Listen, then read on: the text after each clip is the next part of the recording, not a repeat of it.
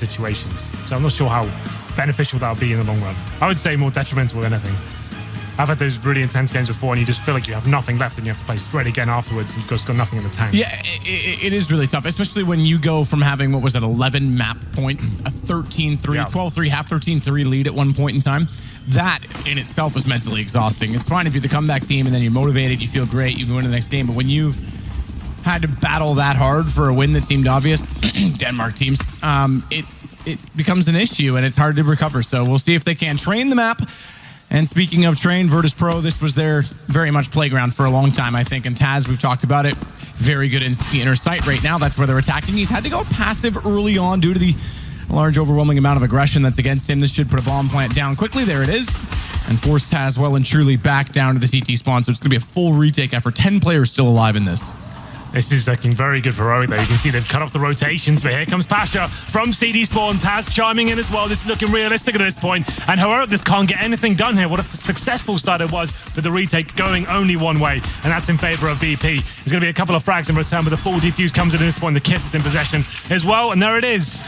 I was about to say, once Heroic had that position, pushing Taz back like that as well, and having so clean cut, but obviously after losing Fur for a while, that makes things a little bit interesting for them as well. And judging by results now that they're seeing Fur back, looks pretty solid, as I think they were up 7-1 in their game today, the last I checked. Yeah. But Heroic's going to go a little bit aggressive toward this long position. In fact, Glaive wants to go all the way through. No flashes to put him in place, and with two players facing him down, it's going to be Bialy getting the kill against him. And just to finish the point about the halftime discussion, good refrag from Maudie, though.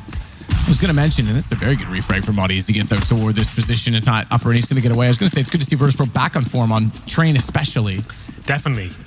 They're a team that's, even after one bad event, they can always bounce back and be a completely different team.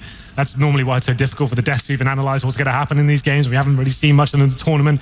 It's like, well, they show up, they're going to win. That's normally the headline of every single analyst test for this team. And to be fair, it sounds like a cop-out, but it's absolutely true. It's difficult to even work out which VP turns up to these events. And so far, so good. Heroic in great form right now, struggling against the Poles. And it's an equal pistol for now. 1 minute remaining. VP still have 2 smokes remaining and a decoy and a USP. As they're looking at going towards upper area of the inner bomb site, with Maudie just watching the connector.